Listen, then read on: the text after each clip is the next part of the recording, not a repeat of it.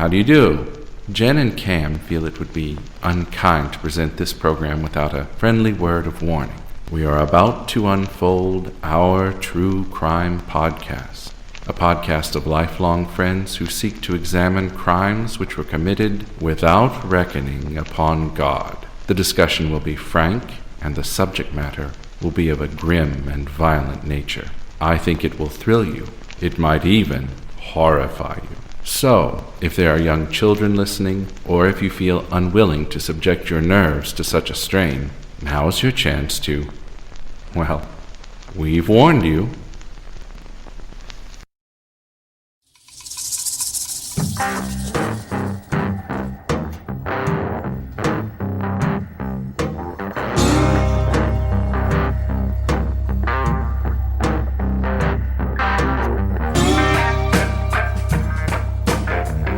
Hey, Jen. Hey, Cam, how are you? I'm Dandelion.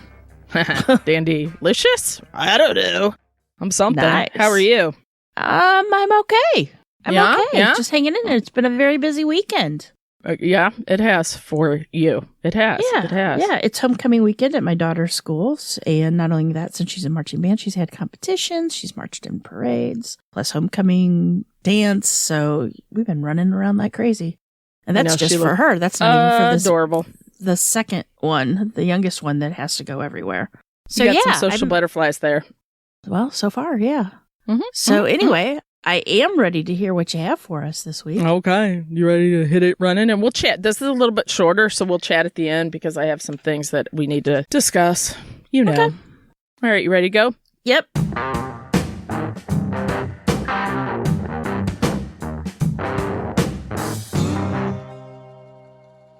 We all know things are not always as they seem, Jen. From the outside, your neighbor or your friend has the perfect life. We all know this from all the perfect Facebook posts we see. The fake books. Today, we are going to Niantic, Connecticut, a small northeastern town with a population just under 3,000. In 1985, a horrific scene would rattle this quaint community as murder came for one of their own. Dun, dun, dun. Ellen Sherman was a wife and a mother who was 5 months pregnant with her baby from her husband of 16 years, Ed Sherman. Now, Ellen worked in her family's business, which was a publishing house. Ed was a local instructor at Three Rivers Community College, where he taught business classes. Now, Ed was extremely intelligent, so much so that he was a card-carrying member of Mensa, the Smart People Club. You know, the one that we'll never get invited to, ever. Speak for yourself. Mm-hmm. It was a warm summer weekend when Ed left Ellen at home and went sailing for the weekend with his friends. After Ed departed the home, he called Ellen on Friday evening just to remind her to make a trip to the bank to deposit some money the following morning.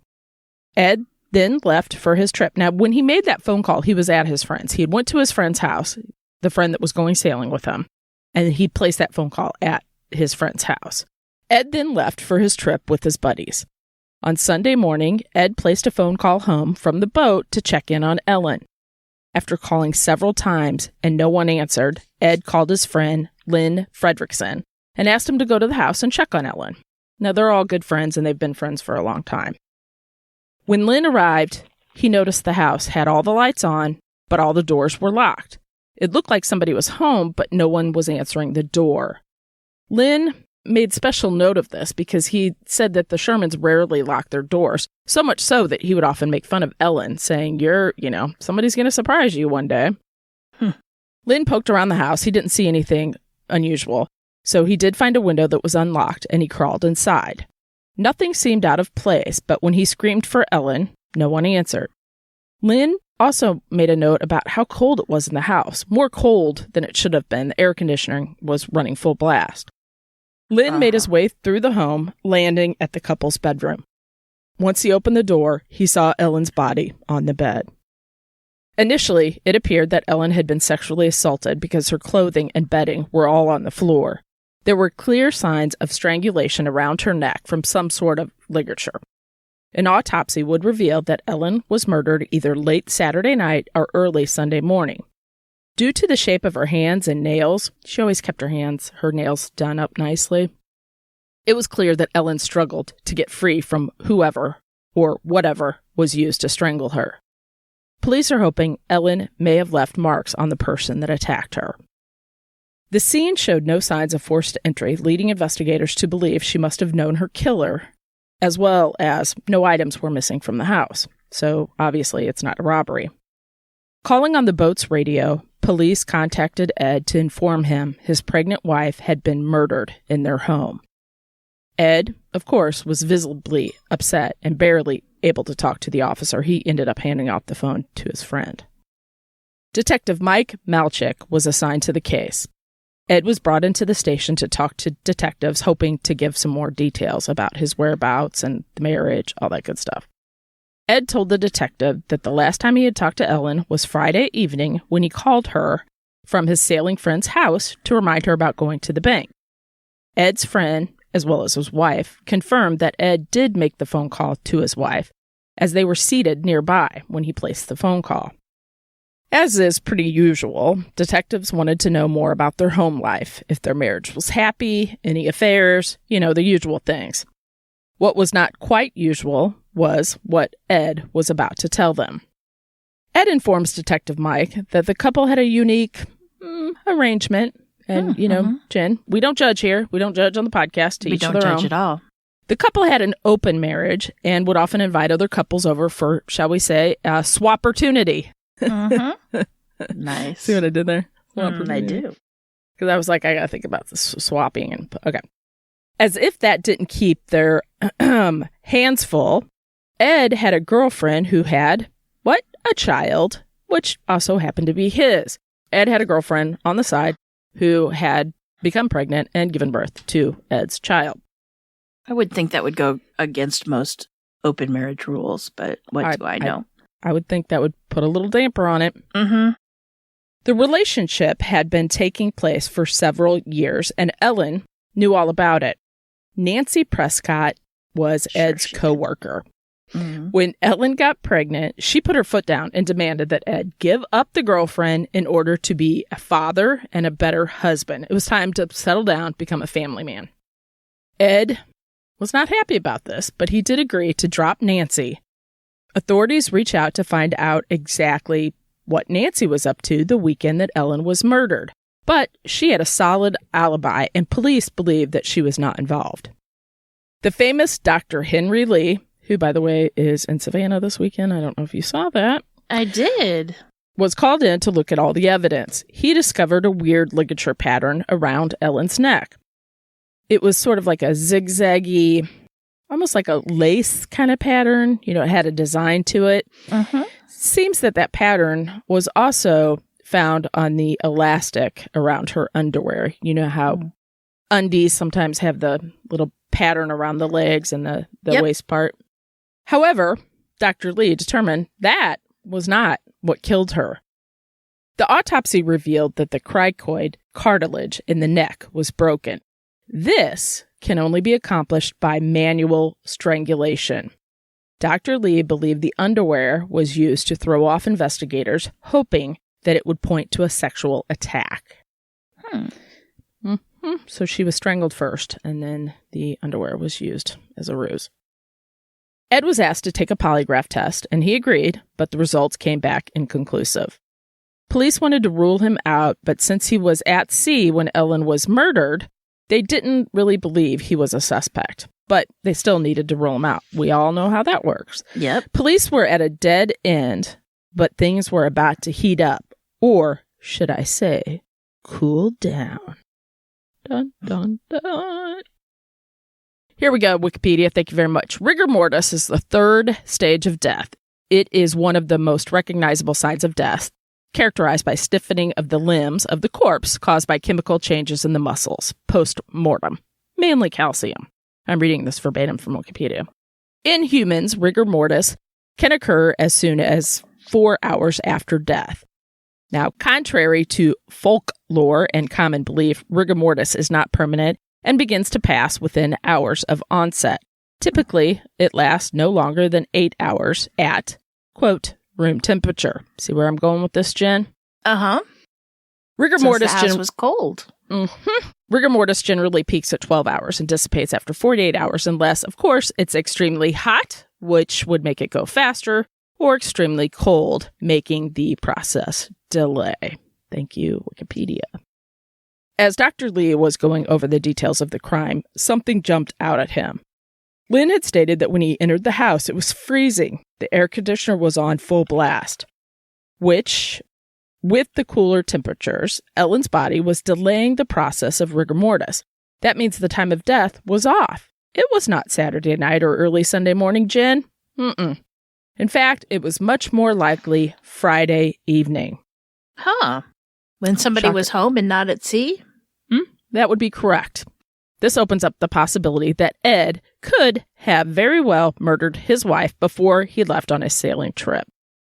But remember, Ed called Ellen from his friend's house to tell her to make sure to make that bank deposit. The whole family was home and heard him call Ellen from the kitchen phone. The investigation was once again at a standstill. That is, Jen, until a person comes forward with an interesting little tidbit, and it is truly one for the movies. A lady comes forward and said on Friday morning, and this was the morning of the weekend that Ellen was killed, she ran into Ed at the local video store. Now, you know Ed is sort of a ladies' man. He likes ladies. Obviously, yeah. Of ladies. So he runs into this neighbor lady at the local video store. Now, remember, this is when you had to actually drive somewhere to rent a movie. That would be terrible. We did it, but yeah. So the two chatted for a little bit, and Ed recommended a movie to her entitled Blackout. So let me summarize a little tidbit about the movie for you. A veteran police detective, played by Richard Widmark, by the way, suspects that a local realtor and father, Alan Devlin, who underwent full facial reconstruction because of the injuries he received in a near-fatal car accident and married the nurse who tended him during his recuperation, may actually be the same man that committed the quadruple murder of his adulterous wife and their children several years earlier.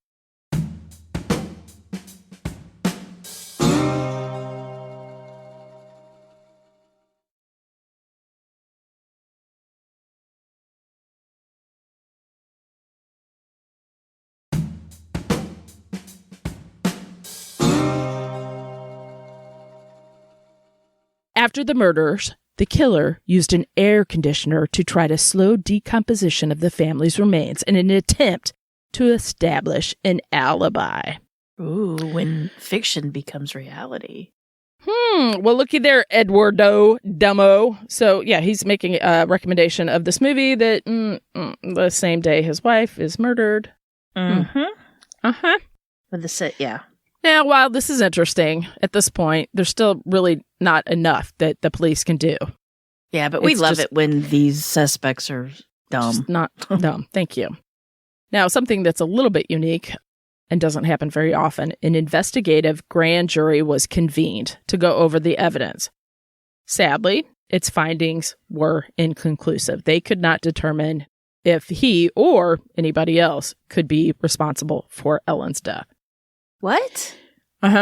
Just stay with me, girl. Stay with me. I know, this is a doozy. Now, it seems like Ed was going to get away with all of this. He pulled one.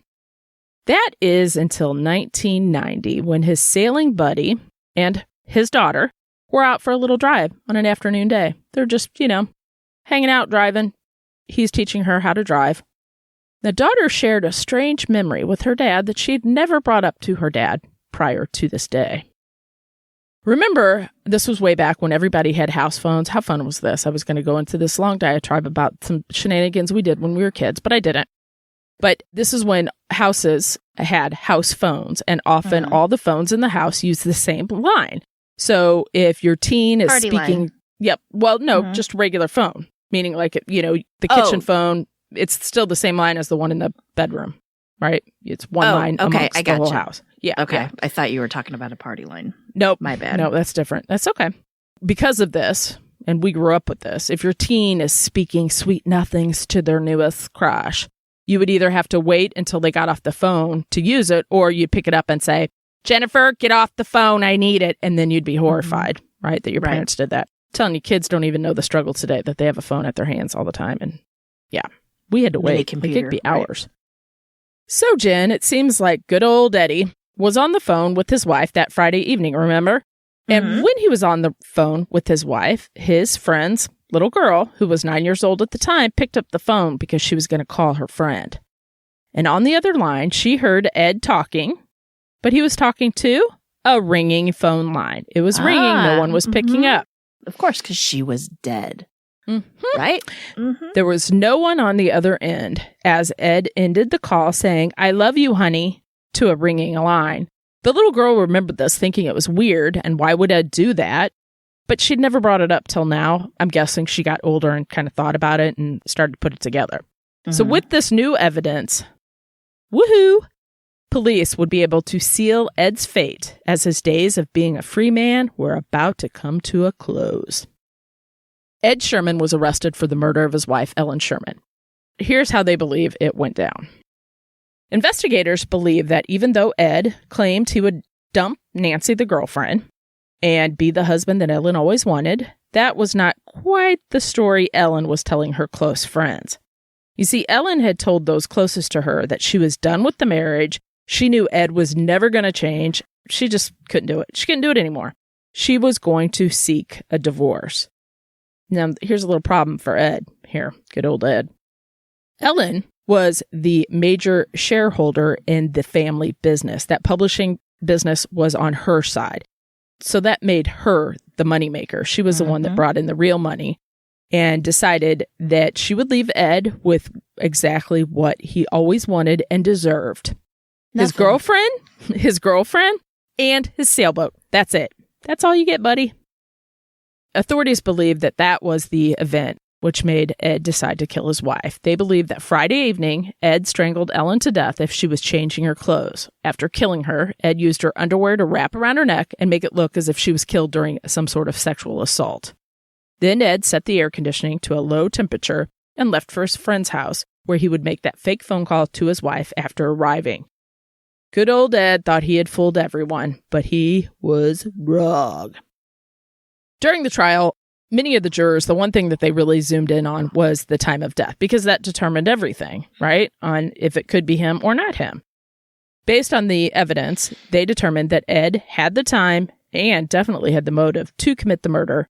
And 6 years after the crime, so he got away with this for 6 years, by the way, he was found guilty of first-degree murder and sentenced to 50 years in prison. During his time in jail, Ed would never admit guilt, and he claimed he had no idea who would want to kill Ellen. But he did acknowledge that she really did deserve a better life and a better ending. Oh, Ed, look at you. Sadly for Ed, his time in jail wouldn't be that long.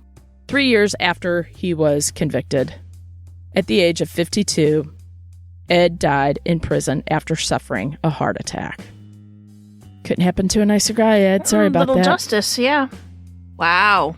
So that's the story. It was a short one, but, it's kind of, I had to work this week. Let's put it that way. You know what I'm saying. Well, okay, so he killed her, but not only that is, did he have to bring up that, we had an open marriage, so she was probably sleeping with somebody. You know what I mean? That's so skeevy. Well, sorry. I think from her friends, she was not really into that. She just kind of did it to pacify him. But then when they were going to start a family, it was time to grow up. I mean, right. For her. No, obviously. Ed wants his cake and eat it too, right? I'm like, not only did he kill her, but he's like kind of throwing trash shade. Gossip at her. Yeah. I know, girl. I know. He just... Dick. Right. And just like, hey, you know what? If you see a movie and you think you're going to kill somebody and use the premise of the movie, probably not a good idea the very same day to recommend that movie to somebody. I'm just saying. I liked this movie so much, I based my own murder on it. Yeah. Idiot. And when I was kind of looking this up, I almost decided to do it. And it was a female that wrote, well, it was kind of like Basic Instinct. There was a girl that killed her lover, but it was exactly like a book, right? Like that's what happened to Basic Instinct. But so going down the rabbit hole of this, I found that story too, but I did this one instead. Wow. Yeah. So it's happened quite often. I guess people just can't be creative enough to figure it out themselves. I don't know. And then lucky for the police, then they have something to go on, right? I guess. And then the phone call. Yeah. That phone call would be so easy to fix. But I don't know. Well, back then, but if they would have checked phone records, I would think that they'd have found out that it wasn't. Right? That's what I was thinking. The there other has to one be didn't. a different way to do it, right? That's what I was thinking. And did he just excuse himself? Oh my gosh, I'm sorry. I forgot to tell my wife to deposit a check. Can I use it? Right when he got to his friend's house. Like that. Right. And that's a little telling too. I'd be like, really? Total alibi. But you know what? Then again, maybe since we're used to we submerge ourselves into true crime and TV shows and books, that the telltale signs for us are there. Like we could be a detective and or get away with murder. If we weren't so damn lazy. Not really. Are you kidding me? Not really. Neither one of us.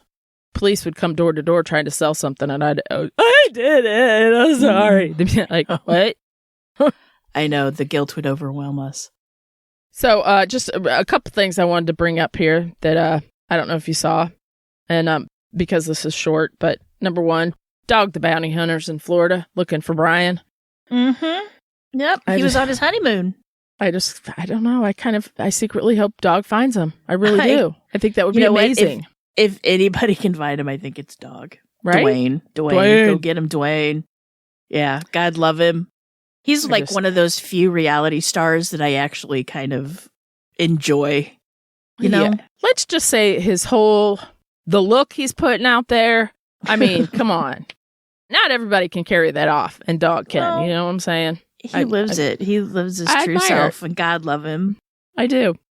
The other thing I wanted to talk about real quick is yesterday, I don't know if you saw this in the news, and I laughed, but it's not funny, but I laughed. So I saw this picture of this mugshot, and this guy, he looked pretty young. Oh boy, his face was a beat up, nose broke, black guy. He looked terrible. And I was like, what is this? I click on it. Of course I click on it. This is a 33-year-old church pastor, right? And this is not funny, but I'm glad it turned out this way. That's all I'm going to say about that. I guess he was stopping at a young boy's bus stop for school. Mm-hmm. And the little boy went home and told his dad, hey, this guy touched me inappropriately. So the dad was like, oh yeah? Okay. We're going to get to the bottom of this. So the dad went with the camera and put his little boy out there, kind of, like bait to see if he'd do it. And sure enough, here comes the guy. He stops to talk to actually, he passed the kid. He was on his bicycle, passed the kid, turned back around. This is all on video too. Turned back around, comes back, talks to the boy, puts his hand on the shoulder's boy. Then he puts it on his hip and then down the back, right, to his booty. Well, here comes Dad. Dad gets out and beats the holy living heck out of him.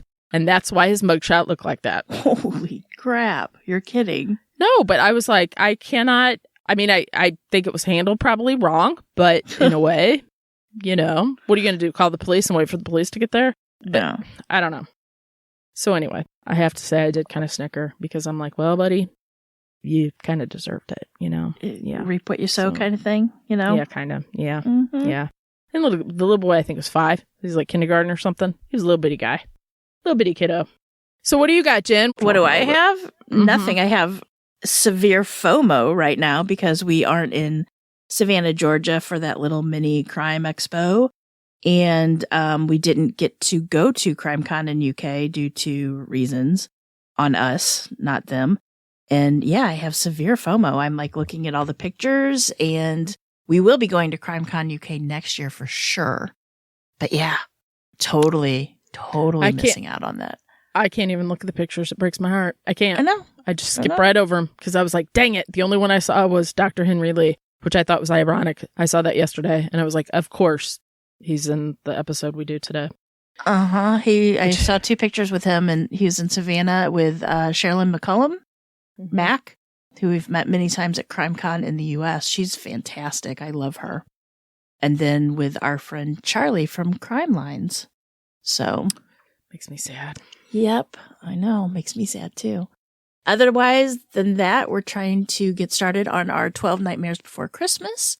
Yep. Getting all that researched and written up. And the other thing I've been doing is trying to get the house organized. So I've been watching the It's called Get Edited by Edit House or the Edit Girls or something like that. I watched that last year on the Netflix or last spring. Excuse me. That's when I went and bought all those clear containers. Those celebrities drive me crazy, especially the Kardashian. Listen, Linda. If you need to call in those two girls to organize your closet that is as large as my house, yeah, I don't know. I don't feel for you. Like, I think that, well, it's I'm just saying. Ridiculous, and not a fan of the Kardashians anyway. Oh, I love them. I just can't. Yeah, that episode. I don't love them. Some of the others. They're just like a car wreck. I can't look away. Like, if it's on, I can't. I have to. Kim, it's everything I can do. So you're trying to redo your house. Yeah, for organization, so far the only thing I've done is sit on my butt and watch those shows. But you're getting in bitched about you're all getting the in the celebrities mindset to do it. I was trying to get into the mindset because I'm like sitting here and I've got, my house feels like it's falling down around me because it's that time of year where I kind of get my little seasonal depression kicks in. And so I'm sitting around the house looking at all the stuff I need to do while I'm sitting on my butt, just watching TV or scrolling on TikTok and trying to get motivated to do things. And I just sitting there seething on all the celebrities that are on the show because it's so fake. And I know it's reality TV and I know, but it drives me crazy. But yeah, so that's as far as I've gotten on organizing my house is just watching TV shows about organization. Speaking I of haven't TV shows, even thought about buying everything. So, it's just the beginning of me thinking about Jen, organization. There's one piece of advice that I can give you since I moved. Start throwing stuff out now. Get a dumpster. Start doing it. Because even when you think you have not very much left, you have a ton left. Trust me on that. I've got so much. I know. And it's just one of those things that I'm just going to die in this house and let my kids deal with it. I'd be mad at you forever too, because I know what you got. Yeah. No. Speaking of TV shows, and I don't think you ever watched this, but I loved it. And I'm really sad. It's Goliath. The 4th season came out on Amazon last week, and I, of course, watched it all yesterday. I love Billy Bob Thornton. I used to hate him. He used to bug me, and now I really like him. I don't know. Same thing with Matthew McConaughey, and I know I've brought that up before. But if you haven't seen Goliath on Amazon, it's based on a series of books. There's 4 seasons, and each season centers around something else. I love it. I think it's so good. It's a great show. Mm-hmm. When we were trying to do this, Goliath was just really eclectic music in it. I love it. And that was one of the shows that I liked that I thought we should base our true crime podcast theme music on was Goliath. Uh-huh. So yeah, let's check it out. What have you watched lately? Anything good? The last thing that I really watched that had basically anything to do with crime would be the Lula Rich documentary, which was so good. Crazy. So good. Right? So crazy. And it's, I had a few friends that actually sold the LuLaRoe leggings.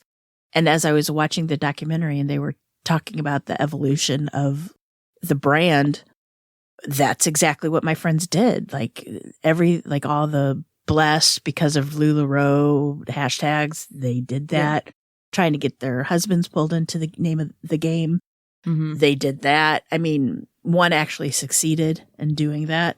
Mm-hmm. Husband quit his job to help sell. Do it full time? And Did they do okay? Did they make some money? I'm not that close of friends that I could actually ask, but I know that they were selling a lot of clothes.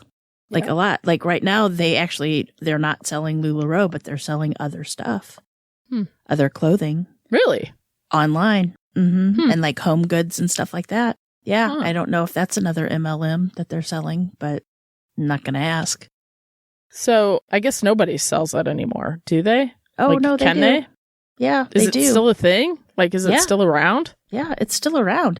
And I was watching one of the girls that's in the documentary has a podcast. Oh. And she still kind of has friends that are involved in not really friends that are involved in LuLaRoe, but plants, I guess. Mm-hmm. And remember in the documentary where they were talking about the clothing that was arriving wet and stinking and stuff like that? Yes. Remember that? one of the newest things that I saw that she pointed out is somebody's now getting wet clothes again. What's that mean? That they might be sitting outside the warehouse again. That the clothes arriving to the house, her house, are wet. That's so gross. Ugh. Yeah, so it's interesting. So it is interesting. Again, no shade lazy to anybody selling them. Yeah, I actually love the Halloween leggings. I have a whole bunch from past when my friends were selling them, and I absolutely love them. They are the most comfortable leggings ever. They really are. They are. Well, before cozy. They started to go bad, they were. This was like at the very beginning, but like those are my Halloween leggings. I wear them almost all year. Yeah, but it's just always Halloween somewhere in my head. Not really. But anyway, the documentary is amazing. I loved it. It's interesting. Even my husband that had no clue about any of it, he sat and watched it with me, and he was loving it. The cast of characters, the wife, the husband. Yeah. And I love that our daughter married our son, right? Yeah. Like that. I mean, one of them was adopted, so they're not related by blood, but still, I brought that up in class the other day. So I said, if they got a divorce, what happens? Because then you still have to hang out all the time together because it's your family. Interesting. Yep. But other than that, I haven't been doing much of anything but thinking about organizing my house. I like it. Yeah. Thinking is the first step, Jen. It is. I'm telling you, just do it and make you feel better. It'd just be so nice if we were like Tabitha from Bewitched and we could just wiggle our nose and it would all be done. Do you know what? That occurs to me every morning when I wake up and have to go to work. It's, and you and I we've talked about this forever. This is why we'd skip class when we were younger. It's not even about going to class. It's about getting up, getting ready to go, you know? Just doing it. Well, one day we'll wake up rich and we won't have to do it anymore. I keep waking up and I'm not rich. I know. But in the meantime, it'll happen. We'll have to just keep trucking. Keep on keeping on. Keep on keeping on. All right. Well, I guess we can wrap this up because I'm going to go work on, speaking of those 12 days of Christmas, I'm going to go try to crack one of those out today and finish it up. All right, anyway. Jen. Well, I hope you have a good week. I hope I have a good week, even more importantly. It's well, good. About me. Thanks. It is. It always has been. Always will be. Thank you. But until then, Jen, remember, lock your doors. And keep passing by those open windows. Bye-bye. Love ya.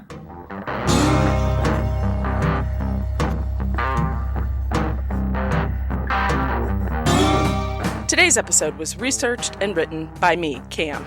For more information about this episode, as well as all the sources I used, please check out our show notes or the podcast website at ourtruecrimepodcast.com. Our True Crime Podcast is developed and created by hosts Jen and Cam. Original music and audio mix of all our True Crime Podcast episodes is courtesy of Nico Vertesi from We Talk of Dreams. Listener discretion is provided by Edward October from October Pod VHS. Our True Crime Podcast is executive produced by Nico Vertesi and Dick Vane. Make sure to like and subscribe to Our True Crime Podcast wherever you listen to your podcast. We can be reached on Instagram and Facebook at Our True Crime Podcast or on Twitter at Our True Crime Pod. You can email us at ourtruecrimepodcast@gmail.com. If you really like the show, make sure to check out our Patreon at Our True Crime Podcast. Our True Crime Podcast is an OTC production.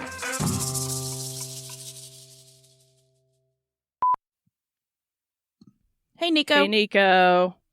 Started that off with a also little burp. I apologize, Nico. Sorry. Let me get a drink. Hold on. I just had nachos. You know, they're still morning in my throat, kind of. Breakfast. Yeah. Mm-hmm. Breakfast champions. Detectives want to know about their home life. Say detective again. Detectives. I know. I got cheese. I got cheese in my throat. Hold on. The autopsy revealed that the carotid. Is that how you say that? Carotid. Carotid? Is it carotid artery? Cartilage. No, cricoid. I think it's cricoid. Hold on. God dang it. It's doing so good.